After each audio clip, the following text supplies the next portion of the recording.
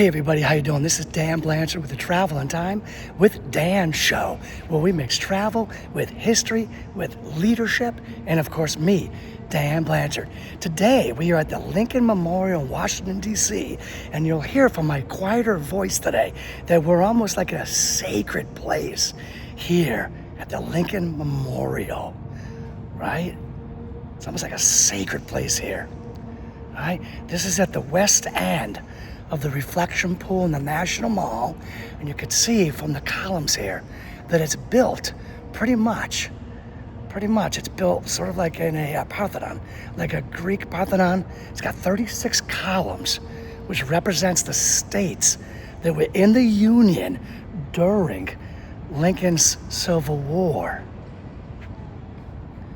And the amazing thing here is that this architect that was picked, Henry Bacon, he basically picked like the Egyptian style of architecture over the more popular Roman style of architecture that takes place here in Washington, D.C. I guess he figured, hey, Greece was the democracy before Rome. So yeah, let's go with Egypt, right? And obviously you can't see it, but here underneath, you've got about 30 more feet of digging they had to do through the wetland to like this something solid ground, like the bedrock. And underneath us, right, there's huge columns underneath our feet holding this all up on the bedrock. And it's got like stalactites down there. It's got graffiti down there. It's really cool what's underneath us here at the Lincoln Memorial. Okay, really wild. So listen, this Lincoln Memorial, and obviously the reflecting pool there, super famous American symbols, all right? And the Lincoln statue behind me here, the Lincoln statue is basically 19 feet tall and weighs 175 tons. And you can see, maybe you won't be able to see it easily, but on the walls, you're gonna have the Gettysburg Address and Lincoln's second inaugural address around the walls right there. See the walls back there? And again, the walls back there. Okay, and that second inaugural address, you got Lincoln's famous language where he says, with malice toward none and with charity for all. This building was dedicated in 1922 by President Hardin. He did the dedication here. And the amazing thing is, the really cool thing, he actually had Lincoln's only surviving son with him, which is Robert Todd Lincoln, was here for the dedication of this building. All right. Now this is where things get like a little tricky. After the Civil War, the South is basically going to control the narrative, and the North is going to focus a lot on sectional reconciliation. So they're going to call Lincoln here the Union Savior, and everything's going to be about national unity, right? This Lincoln Monument here is going to be about national unity, national unity, national unity. But what's the downside of that is that the national unity, there's cost, right? And the cost is the excluded blacks. The blacks were being excluded during this time period. What about Lincoln's Emancipation Proclamation? Wasn't that part of this, right? But for a long time, it's kind of written out of history with sectional reconciliation. Basically, it was written out of history. But that's going to change a little bit. In 1939, when Marian Anderson is going to sing on Easter, and the Daughters of the American Revolution says, you cannot sing as a black woman, you cannot sing in the Constitutional Hall.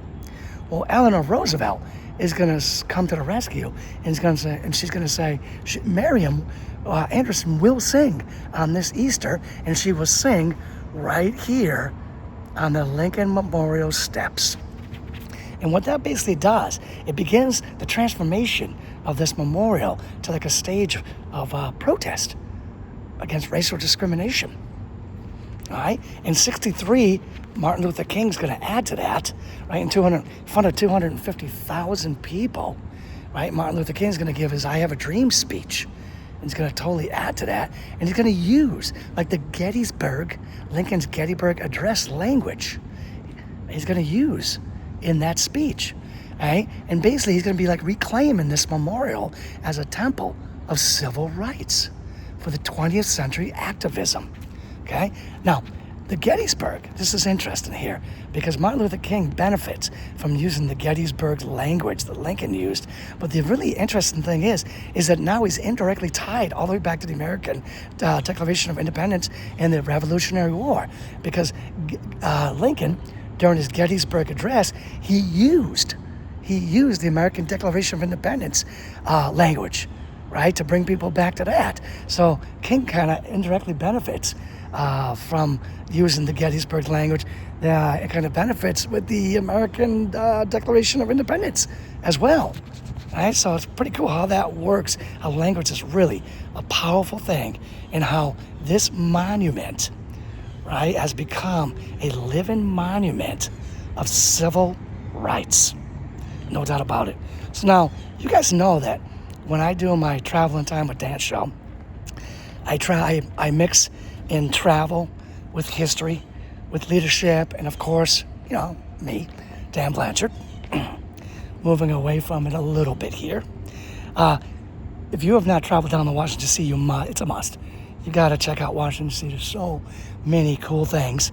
If you have not seen the Lincoln Memorial, you absolutely have to see the Lincoln Memorial. This place will blow your mind. It's so cool. As I'm walking down these steps, I'm going to give you another view of it from a different angle. But here it is. You definitely got to see this. No doubt you have to see this. All right? I've already given you a little bit of the history. So now, what is the travel? Or the leadership, I should say. What is the leadership? Well, the leadership is this. Great leaders unite people during times of division. Lincoln was very talented, definitely talented at that, right?